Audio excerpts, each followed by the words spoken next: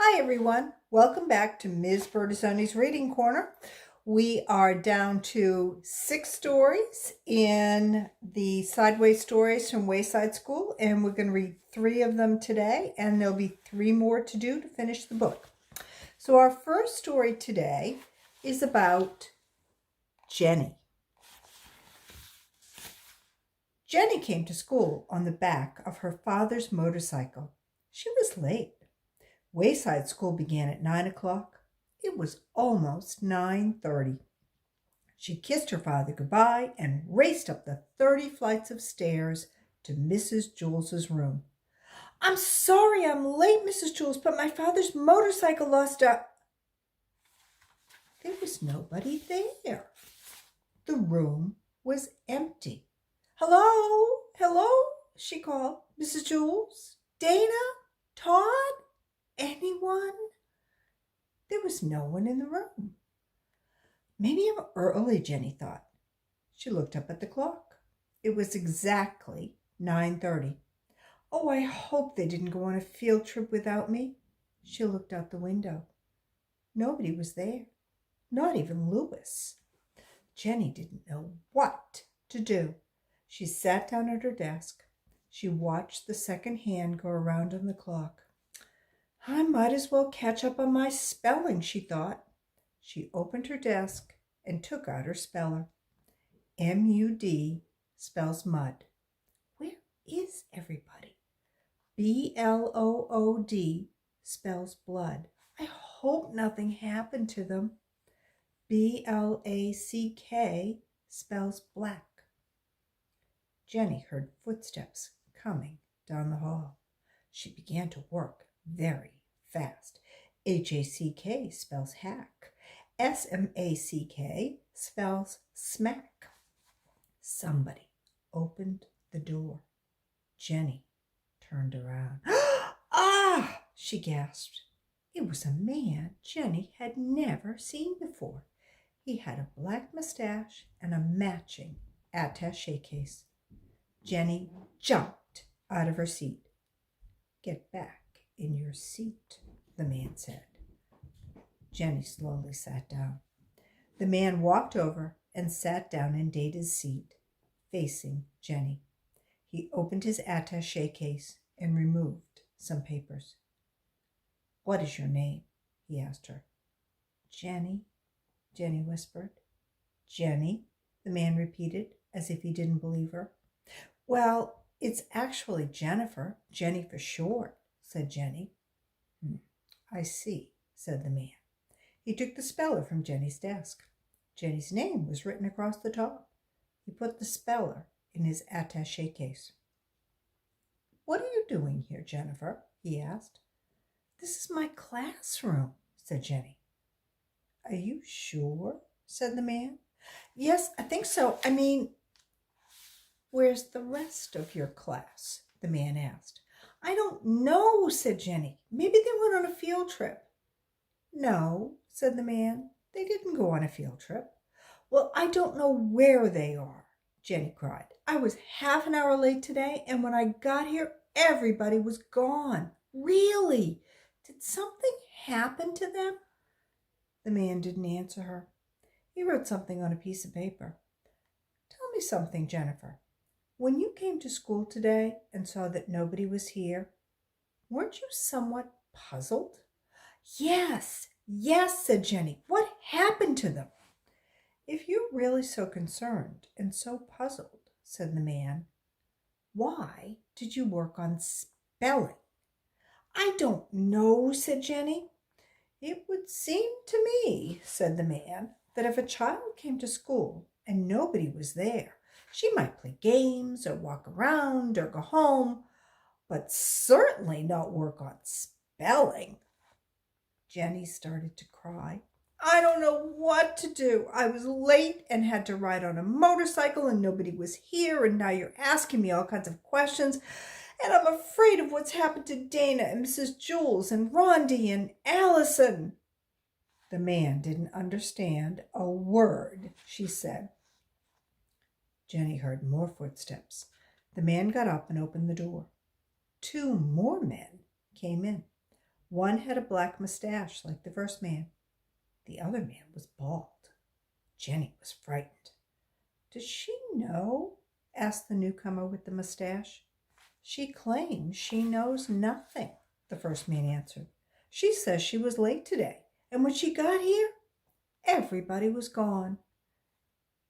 Do you believe her? Asked the man with the bald head.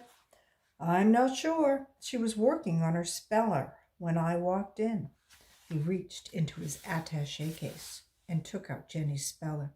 He handed it to the man with the bald head. The bald man read Jenny's name across the top of it. Tell me, Jenny, he said, why are you the only one here? I don't know, said Jenny. Has this ever happened before? He asked. No, never, said Jenny. He gave Jenny her speller. Put this inside your desk. Jenny put it away. I'm satisfied, said the man with the bald head. Okay, Jennifer, said the first man. You may go now. Jenny got out of her seat. Jenny, the bald man called. Jenny turned slowly around. Yes, she whispered. Next time, don't come to school on a Saturday. All right, the next story is about Terrence. Terrence is kind of a terror, but he gets his comeuppance in the end. Terrence was a good athlete, but he was a bad sport. Rondi and Allison were playing two square with a red ball. Can I play? Said Terrence. No, Allison replied. You have to let me play, Terrence said. Louis says we have to share the balls. Well, we're not sharing with you, said Allison. Oh, let him play, said Rondi. All right, said Allison. We'll play three square. You better play right. I will, said Terrence. Allison bounced the ball to Rondi. Rondi bounced it over to Terrence. Terrence caught it and kicked it over the fence. You have to go get it, said Allison. Shut up, Dixie Cup, Terrence answered. Rondi ran and told Louis. DJ and Damien were playing basketball. Uh-oh, here comes Terrence, said Damien. Hey, let me play, said Terrence. Get lost, said Damien. You have to share the balls. Louis says so, said Terrence. Okay, but just throw it in the basket. Don't kick it, said Damien. I won't, said Terrence. First, Damien took a shot. It bounced off the backboard and through the hoop. Next, DJ took a shot. He threw it underhand, way up in the air. It came down through the hoop without touching the rim. Then Terrence took a shot. He kicked it over the fence. You jerk, said Damien. Take a train, peanut brain, Terrence answered. DJ went and told Louis. Stephen, Calvert, Joe, John, and Leslie were playing Spud. Stephen was it. Everyone else had a number. Stephen had to throw the ball up in the air and call out a number. The person who had that number had to try to catch it. Can I play? Asked Terrence. No, said Calvin. You'll just kick the ball over the fence. No, said Joe. No way, said John. Nope, said Leslie. Sure, said Stephen. Newcomers are it. He gave the ball to Terrence. Just throw the ball up in the air and call out a number between 1 and 5. Okay, said Terrence. The children formed a circle around Terrence. 1,000,000, yelled Terrence as he kicked the ball over the fence. What did you do that for? Said Stephen. Eat a frog, warthog, said Terrence. Stephen ran and told Louis. Terrence looked around. There was nothing to do. There were no balls left. Louis walked up to him. He was followed by Allison, Rondi, Damien, DJ, Stephen, Calvin, Joe, John, and Leslie. What's the matter, Terrence? Asked Louis. There are no balls, said Terrence. Do you have a green ball? No, said Louis. All of my balls have mysteriously disappeared. Darn it, said Terrence. There's nothing left to kick. Nothing left to kick? Asked Louis. Oh, I don't know about that. What do you think, Rondi? Is there anything left to kick? Rondi thought a minute. Then she smiled. She was missing her 2 front teeth. Yes, there is something left to kick, she said. Well, where is it? Asked Terrence. Let me check with Allison, said Louis. Allison, is there anything left to kick? He winked at her. There sure is, said Allison. What? What? Asked Terrence. How about you, Damien? Asked Louis. Can you think of anything? Damien nodded his head yes. Well, what is it? Asked Terrence. He couldn't wait. DJ, we got anything around here to kick? Asked Louis. DJ smiled. Yes, we do, he said. Give it to me, Terrence demanded. I don't know if I should, said Louis. What do you think, Calvin? Should I give it to him? I think you should, said Calvin.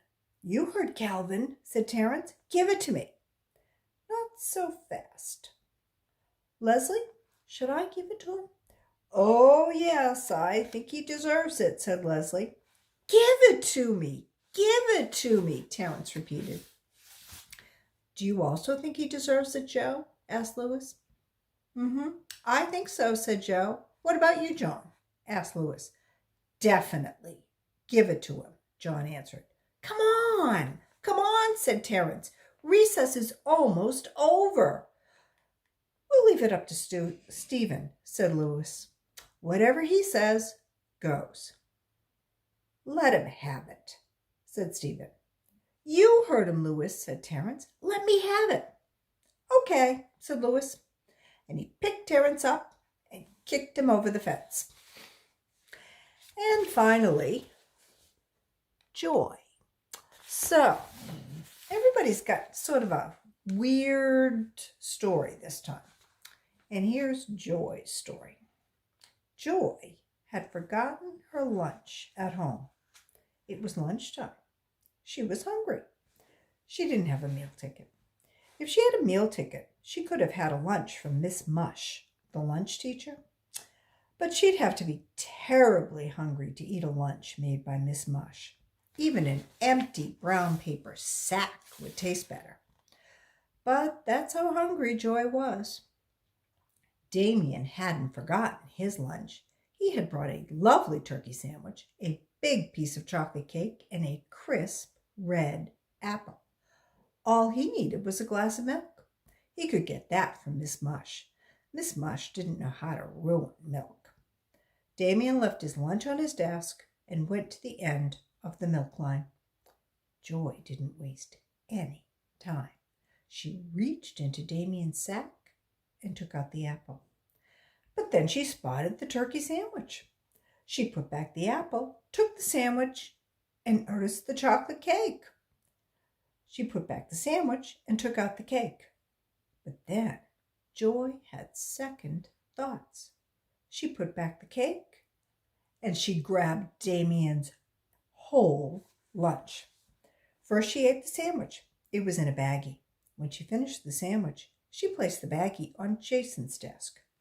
Next, she ate the chocolate cake. It was wrapped in wax paper. She put the wax paper on Allison's desk. She ate the apple last. She placed the apple core on Dee Dee's desk. Then she placed the empty sack on Calvin's desk. Damien returned with his glass of milk. Mrs. Jules, my lunch is gone, he called. I wonder where it could be, said Mrs. Jules. Calvin took it, said Joy. There's the empty sack on his desk. Good work, Joy, said Mrs. Jules. Calvin, I'm ashamed of you. She wrote Calvin's name on the blackboard under the word discipline. Look, the baggie from Damien's turkey sandwich is on Jason's desk, Joy called. Very good, Joy, said Mrs. Jules. But how did you know Damien had a turkey sandwich? I'm just smart, said Joy. Mrs. Jules wrote Jason's name on the blackboard under Calvin's. And there's the wax paper from that delicious chocolate cake on Allison's desk. Joy announced. Joy had chocolate all around her lips. Allison stood firm. She looked into Mrs. Jules's eyes. "I didn't eat his cake," she said. "The evidence is there on your desk," said Mrs. Jules. Joy spotted it. She wrote Allison's name under Jason's. "And Damien's apple core is on Dee Dee's desk," said Joy. "Very good, Joy," said Mrs. Jules. She wrote Dee Dee's name under Allison's. "Damien, I think you ought to thank Joy," said Mrs. Jules. "She solved the mystery." "Thank you, Joy," said Damien. Just then, Louis, the yard teacher, walked in. "I have your lunch, Joy," he said. "Your mother brought it. You left it at home." "You mean you didn't have a lunch?" asked Mrs. Jules. "You must be very hungry." "No," said Joy, "not really. Since Damien didn't get to eat, he can have it." "Thanks a lot," said Damien. "You are the greatest." He ate Joy's lunch, an old bologna sandwich and a dried-up carrot. "Joy, for being such a good detective and for being so generous with your lunch, you may help yourself to a Tootsie Roll Pop," said Mrs. Jules. "They are in the coffee can on top of my desk." Joy took one. Then, when Mrs. Jules wasn't looking, she took another. Calvin, Jason, Allison, and Dee Dee had their names on the blackboard under the word discipline. But they were good the rest of the day, so at 2:00, Mrs. Jules erased them. They forgot the whole thing.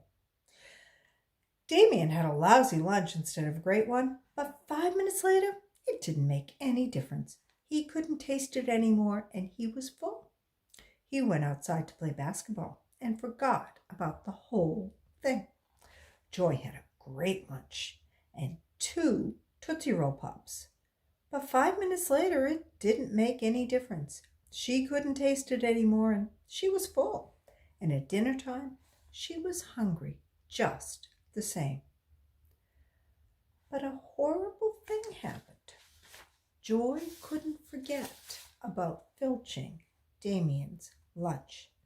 And for the rest of the year, every turkey sandwich, piece of chocolate cake, apple, and Tootsie Roll Pop tasted like Miss Mush's porridge.